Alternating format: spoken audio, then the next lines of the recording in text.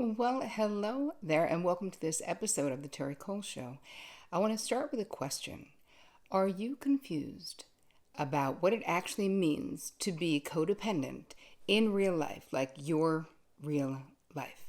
In today's video, I'm going to create rock solid clarity about what codependency is by starting with what it isn't, because there is a plethora of myths out there about codependency. So we are going to dive into that today. But before we do, I want to welcome anyone who's new to this channel.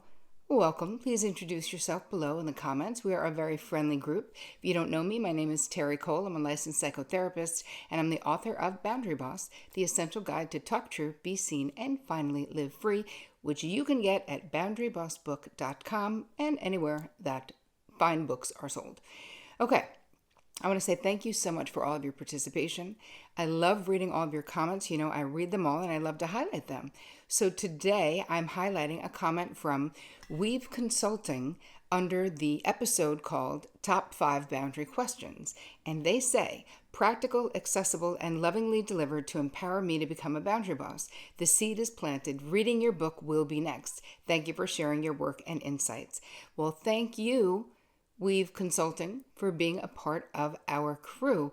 So remember, if you're new and you haven't subscribed, make sure that you hit that button, hit the bell so you don't miss anything. And if you like this episode, please give it a thumbs up so other people may find it. Now let's dive into today's content. Codependency. The first myth is that codependency only happens to women. That's not true at all. Anyone, any gender expression, any binary folks, anybody can be codependent. It is not just happening to people who were raised as women. Second is codependency is an illness. It is not. Codependency is learned behavioral patterns, right? This is not a diagnosable illness, which is great news because there's hope to change it. What about this? Have you ever thought this yourself? Codependency only occurs in relationships with people who abuse substances or are addicted to something, right? So think about the old school definition of codependency. If we're looking at Melody Beattie's seminal text, Codependent No More, in the beginning, we did think it was all about being in relationship with addicts and being enabling in those relationships. And that is a myth. That is not true. It can be true, but it isn't the only way to be codependent. Codependency only happens in romantic relationships is another myth. Not at all true. And in my own personal experience, I can tell you the most codependent I've ever been in my life, especially in my 20s, was in my female friendships. I found them way more complicated to navigate in some ways than I did my romantic relationships. And I did have one very codependent romantic relationship. And I have to say, after that experience, I said to myself, and I meant it, absolutely never again, because it was incredibly painful and exhausting to be in a codependent relationship. So I didn't have another romantic relationship that was as codependent as the one I'm referring to, but I did continue to act out my codependent tendencies within my family of origin, with my sisters and my mother, and with many, many, many of my female friendships. So people thinking that it can only happen in romantic relationships, not true at all. Another myth is either you're codependent or you're not. That is not true. There's a spectrum of codependent behaviors, because remember, we're not talking about a diagnosis. We're talking about patterns of relational behaviors, how we interact with other people in our lives. Another one, codependency doesn't have serious consequences. That's a myth. People think it's not a big deal. Not true at all. Because a lot of times when you are acting in this codependent way, you are not being seen, heard, or known. You're exhausted. I'm going to get to what codependency is when I'm done with the myths portion of it. And don't worry, I created a little downloadable guide for you, so you don't have to take notes. Just pay attention. Be here now. Yeah, there are really serious consequences. The worst of which is never being authentically known. Because when you really think about it, when you're codependent, you're overgiving, you're overfunctioning, potentially saying yes when you want to say no to things because out of fear. That really means that people don't know you. And if people don't deeply and authentically know you, how can they deeply and or authentically love you? The truth is, they can't. So codependency is actually a big deal. Codependents care too much about other people. That is another myth. It's not about caring, right? Because what you're going to see, what I'm going to get to in the What Codependency Is section, is really codependency is a covert or overt bid for control.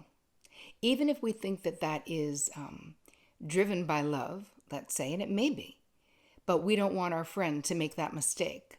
So therefore, we're giving them advice. We don't want our person to get fired because they were late again because they were drunk. So we cover up for them with their boss. See what I mean? So that really is a bid for control, even if it feels like you're being loving. All right, moving on. Anyone who helps others is codependent. That's another myth. And you're like, that's ridiculous. There is healthy helping, and then there is unhealthy helping, right? If it's too much. So if you want to help others, because many of us are just born this way. I feel like my desire to help other people create lives that they really love, I feel like I've been that way since birth, that I was always outwardly focused. And yes, there were times in my life when I was heavily codependent, but that didn't change the core of who I am. Who I was is still sort of who I am. And that is a part of how I was born. We talk about nature versus nurture, meaning what is a part of you sort of naturally, and the nurture part is what did you gain or how were you influenced by the way you were raised, by your environment, by your family of origin. So another myth is that if I'm not codependent, I will need to be harsh, uncaring. I will have to be sort of tough or mean with other people, which is not true at all. A big fear, I think it's a myth, but it's also a fear of codependency, is that if I'm not codependent in my close relationships, I won't actually be close with them anymore. That it will do something to the intimacy. And here's the thing. When you think about codependency, what it really is, it actually creates relationships where one person is managing the relationship and attempting to manage the other person, which is really control and not intimacy. So there's a lot of misnaming and misunderstanding what is going on when we're talking about codependency. Another myth that I can't stand because it's so untrue, only weak people become codependent. Completely untrue. Has nothing to do with weak and strong. It has nothing to do with that. It has to do with boundaries. It has to do with how you feel about yourself. It has to do with modeled behavior. It has to do with a whole bunch of other things, but not about that. You can always spot someone who is codependent is also a myth. And it's like, that's not at all true. I actually came up with, which I'll talk about a bit later, a new name. And I named it high functioning codependency, because my clients and the people who were taking my courses were so highly capable that they couldn't even see themselves in the codependent behaviors. They were like, nah, that's not me. That can't be me. That isn't me, because I'm the one who does everything. I'm the one that everyone comes to, right? I'm the rock. I'm making the money. That does not mean you are not codependent. And then another myth is that codependency always starts in childhood. And I have to say that that's not accurate. It could really start in an abusive relationship, getting involved with an addict if you have never been or if you have not been around addiction in your life. Even if you had a pretty quote unquote normal childhood, you want to kind of be like, I'm not sure who had a normal childhood, because most people I know actually didn't. And I don't think I did. Nothing horrendously wrong, but every family, there's a quote by some famous writer, can't remember it, but it's sort of like every family is, miserable in their own way. Now, I don't subscribe to that, but I will say that every family interacts in a very unique way. And the way that you interacted and however you were raised, whatever the adults in your life basically taught you, had a profound impact on you. But if you didn't come from a family where codependency was the thing, you could become codependent because it's a behavioral thing. Again, it's not an inherited thing, right? Modeled behavior is something that you saw. That's not the same as like inheriting genes. Do you know what I mean? So, moving into what are the traits of someone who is codependent? Oh, there's so many, but I'm just gonna start and just gonna list them off. Giving unsolicited advice. So if you're an auto advice giver, that can be a major, it's like you're being intrusive. People are not necessarily asking you, but you're doing it. Being overly self-sacrificing. This brings up the martyr syndrome, where we're doing too much. We're sacrificing ourselves in ways that people are not asking us to. Crossing boundaries, right? Not having respect for other people's separateness, right? Their right to be sovereign, their right to be self-determined. If it's someone you care about, you feel like, and you're codependent, you feel like you have a right to just go in there. Again, overgiving. So self-sacrificing and overgiving are different though, because overgiving is about trying to avoid disaster. It's about trying to, again, control outcomes. Like you're going to step in, but when you really think about what we're doing, we are centering ourselves right in the center of someone else's situation that isn't really ours to fix. Feeling driven. Here's the thing with codependency. If you're wondering if you're codependent and your best friend has a problem, something happened, your sister, whomever, you need to check your own urgency. Does that suddenly feel incredibly urgent? Is it like a 5-alarm fire? Do you feel like you need to take action? That's how you know it's codependency, because it's more of a compulsion than a choice or like a mindful decision. You're judgmental of other people. That can be a real sign of codependency. You really believe that somewhere down deep, you have the answers for others.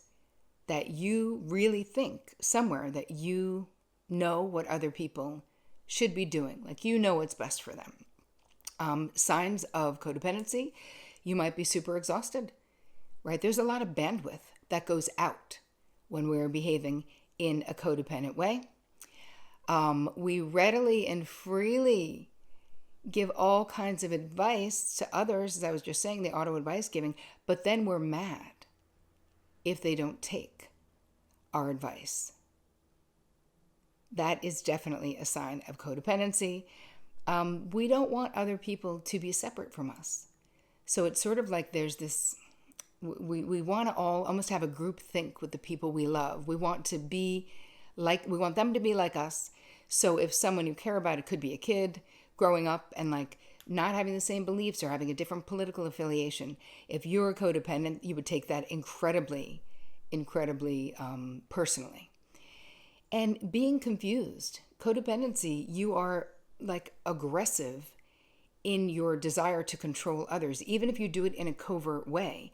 So it's not the same as being healthily assertive, right? It's more really being bossy, right? And that, that encompasses being overtly controlling. So again, don't feel bad about yourself. If you said yes to a lot of those things, a lot of us have, trust me, I'm the queen of this. So it's not like I don't, there's no judgment is all I'm saying. And that it's an extremely common experience. I had so much pain in my young life throughout this experience of being codependent. I always ended up in like friend triangles. Have you had that?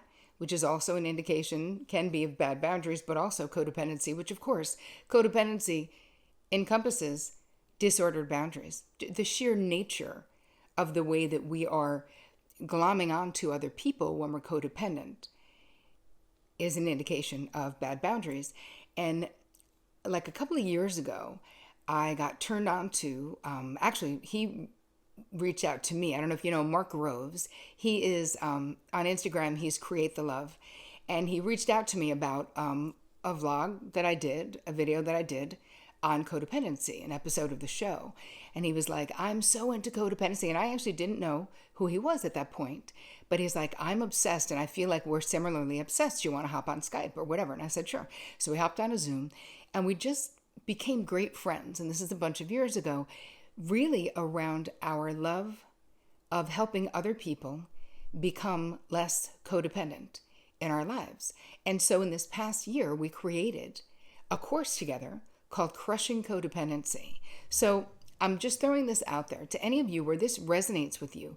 If you're ready to go deeper, like you really want to get on the road to recovery from codependency, this course might be for you.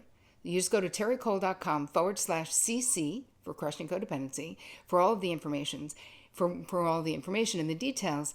But what we're doing in the course, this is a virtual experience, of course, and it's all based on my 5 pillars of transformation, which is self-awareness. We move into self-knowledge, self-awareness, self-knowledge, self-acceptance, self-compassion, and then self-love and self-mastery. That's the last pillar. So everything in there is based on that. And Mark and I are guiding you through every step of the way if you're really ready to stop over-delivering, right? Over-performing. Are you exhausted? Are you sick of being a perfectionist? All of these things have to do with codependency. If you want to start living your life with more freedom and intention, rather than feeling this compulsion to do all of these things that leave you frustrated. So if you're ready to get started, we would absolutely love to have you join us. terricole.com/cc. In the meantime, I created a downloadable guide for you from this episode, and I really want to know, what are your thoughts, feelings, experiences of being codependent? Are you more clear now than you were at the top of this episode? Do you think that you're a high-functioning codependent, meaning it's almost like we're the hidden codependents where nobody sees us as codependent because we're sort of the leaders. We're the ones that people come to. Because this is a revelation for so many people that they don't identify what they're doing and the amount of bandwidth that they're using in their life for other people as codependency. So I hope that you enjoyed this episode. I would love it if you joined me and Mark Groves in Crushing Codependency. We start on November 3rd. I hope that you liked this, that it added value to your life. And I hope you have an amazing week. And as always, take care of you.